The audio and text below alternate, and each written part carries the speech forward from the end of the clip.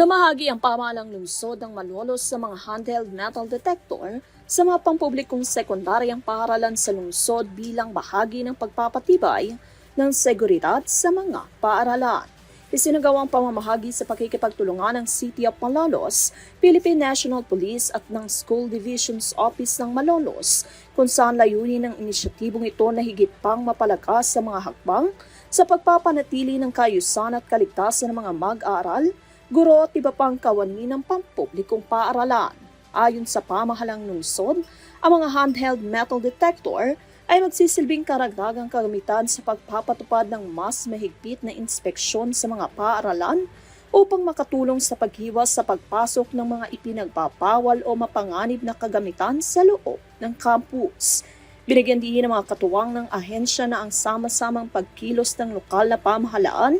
kapulisan at sektor ng edukasyon ay mahalaga sa paglikha ng isang ligtas at maayos sa kapaligiran para sa pagkatuto ng bawat mag-aaral sa lungsod ng Malolos. Para sa UTV News, Catherine Landicho, sumasaludos sa bawat Pilipino.